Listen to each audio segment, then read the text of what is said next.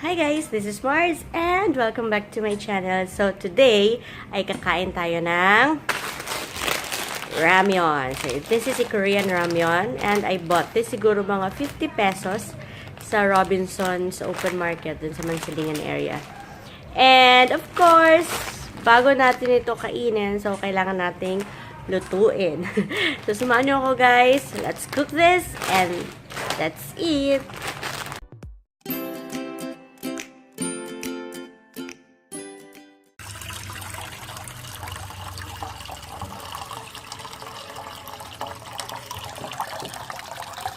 So, first, naglagay na ako ng water sa pot.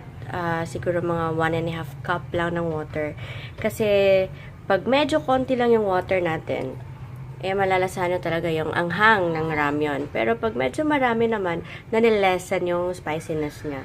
So, for me, okay na sa akin yung 1.5 cup ng water. So, hintayin natin tong bumula. Hintayin natin itong uminit at kumulo. And then, while naghihintay, pwede nating i-prepare or i-open yung package ng ramyeon. So, ito yung ramyeon niya inside. Kasama din ito sa kanyang plastic yung ramyeon powder, soup base, and of course, yung kanilang vegetable mix, parang dried vegetable mix. And then, of course, 1 piece of egg. So, yun yung kakailangan natin. Yun lang yung kakailangan natin sa pagluto ng ramyeon. Bye-bye! Then, hintay-hintay lang tayo na bumula yung ating water.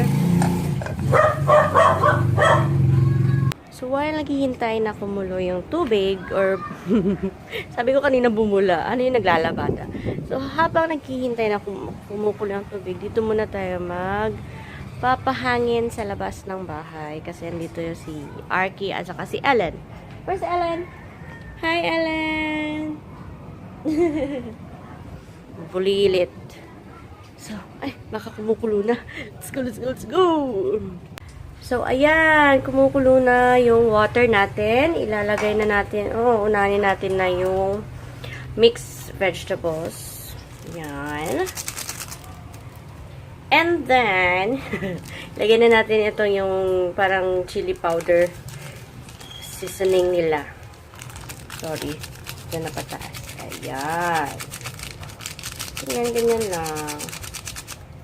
And then, pag medyo bumula na, sorry, ba't ko pa ginagamit yung bumula na? Pag medyo kumukulo na ulit, pwede na natin ilagay si ramyeon. So, yan na. Lagay na natin si ramyeon. Uy! Ayaw lumabas. Ayaw pa lumabas. Lagay dyan. Lagay natin lahat. Okay. So, yung basura, mamaya na kayo. Ang hangin. So, ayan. Kukuha lang ako ng pangsandok. Eto na. So, halo lang. Mix-mix muna natin habang hindi pa kumukulo. Yun na, naghihiwalay-hiwalay na yung noodles. Yan.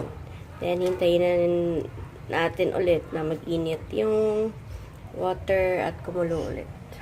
So, okay na muna yan for now. Tingnan niyo yung anak ko dun. Ellen!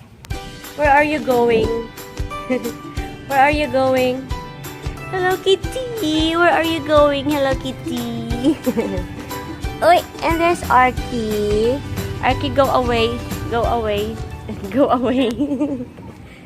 Arky. So, eto na yun. Medyo malambot na siya. I prefer to boil the noodle, for 3 to 5 minutes. Kasi, parang yun yung saktong-sakto lang ng pagkaluto ng noodle. Ayoko rin naman na sobrang nalalata na. Gusto ko pa rin siya medyo crunchy. Ng kaunti. So, hintayin muna natin siguro another 1 minute para kumulo at okay na kainin yung ramyeon natin. Go, go, go! Boil, boil, boil! So, yan na guys. Luto na. Pwede na to. Yan. Okay na yan. So, yung pinaka-last, lagyan ko ng egg. Pero yung style ko kasi, pinapatay ko muna din. Tsaka lagyan ng egg. Kasi yung nam-nam ng egg. Yan. Tsaka ko siya imimix, ihahalo. Yan. Lalaway na ako. So, yan na. Sobrang dami ng soup niya, no? I-transfer na natin yan. So, i-transfer na natin yan dito sa aking malaking bowl. Sandali lang.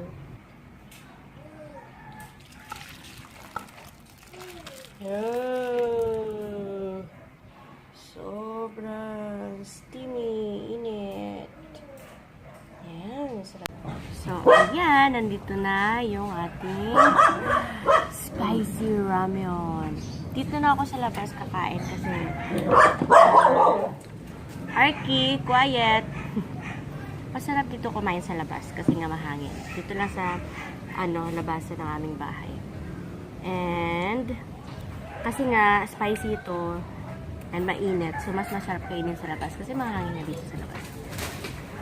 So let's eat.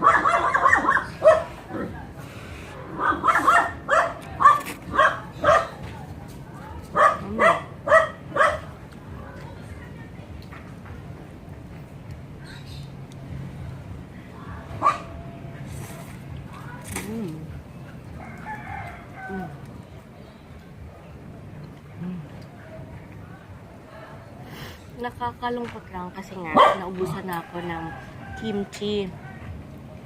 Kung kailan pa kakain ako ng ramyeon, saka ako naubusan ng kimchi. So sad. Pero okay na rin. Kaya lang yan.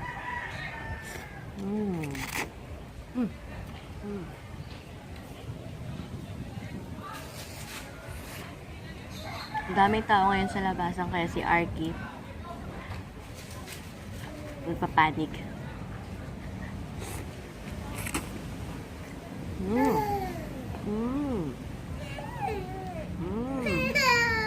Rap.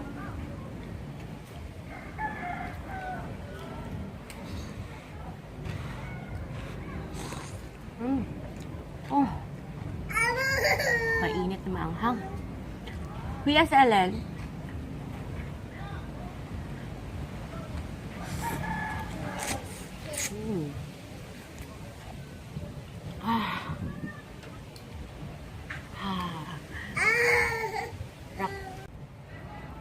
So yun nga, chika update. Nakalipat na kami ng bahay and nagustuhan ko naman yung nilipatan namin.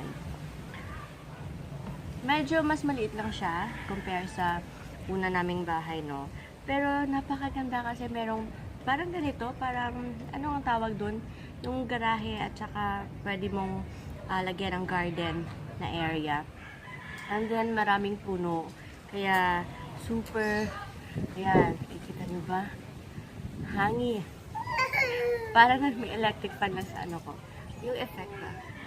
Windy. Arte, no? Okay, kain muna tayo ng ramyeon.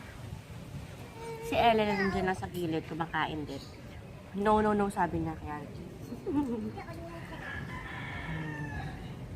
Sarap talaga ng ramyeon, no?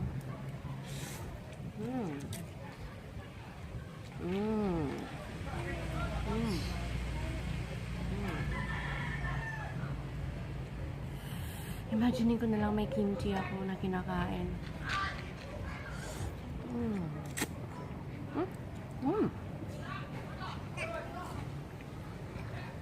Nakaka-happy talaga yung ramen dito. Yan, nakaka-happy.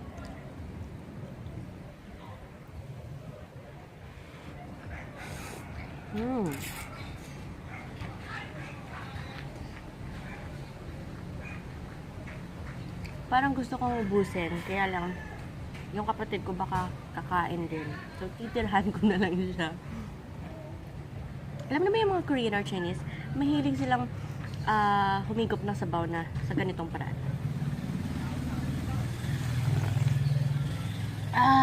Kasi sobrang sarap.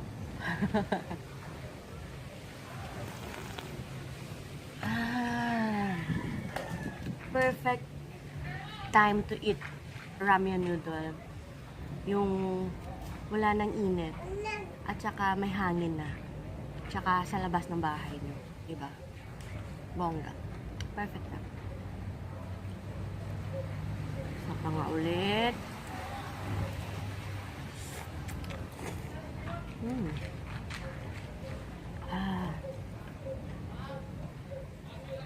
Nafe-feel ko na yung anghang. Pero kasi masarap na anghang eh. Parang hindi yung tipong pag yung pagmumukha mo or mamumula ka. Parang sakto lang yung anghang niya. So, sarap. Appetizing.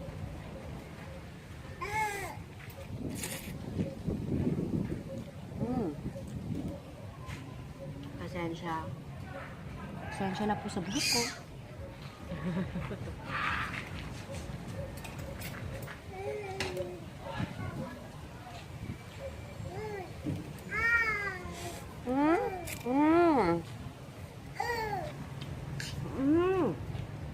Sabi ni Ellen, may moon na daw. Wow. Ewan ko kung makikita, no? Pero may moon. May moon sa taas. Paano ba yan? Kita ba? Ayan! Ayan! Yung konting maliit niyan. Na moon yan. Sa ganitong oras. Sa ganitong oras, may moon na. Kalaan niyo yun?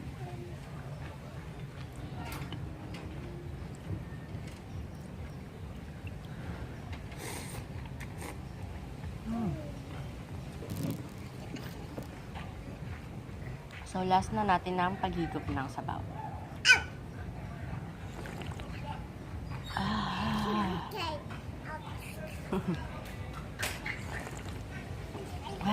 Parang nabubuhay lahat ng dugo ko. Sarap naman.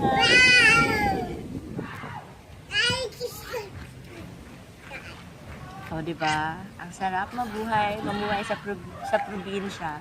Kasi napaka-fresh ng hangin.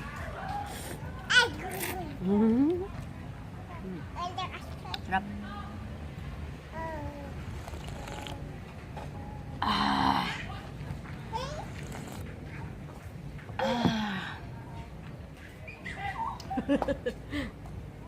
Tama na, ayoko na. Wag na. Enough na. Guys, ititira ko na to sa kapatid ko. Kasi alam ko kakain din yun eh. So, pangit naman kung ubusin ko to, no? As much as I want to eat everything. Kaya lang. Siyempre, magtira tayo sa mahal natin sa buhay. So, ano ba? So guys, nandito na lang siguro yung video ko. And, sa susunod, bibigyan ko kayo ng recipe ng aking tacos and nachos. Kasi binibenta ko rin yung sa store. So, sa gustong magka-negosyo, gustong magbenta rin, magka-income. So, pwede po yun sa inyo. And, ano pa ba? Thank you so much for watching. Nasa 125 subscribers na po tayo. Thank you so much. And, hopefully, pag meron akong maraming time, gagawa ko ng maraming recipes na i-video at tsaka i-film. So, kasama na rin yung pagmumukbang. So, parang eating show. Kasi nga marami ding naghihintay ng mga foods na kakainin ko. So, thank you so much guys for watching. And don't forget to subscribe! Parang matanda, subscribe! Bye guys!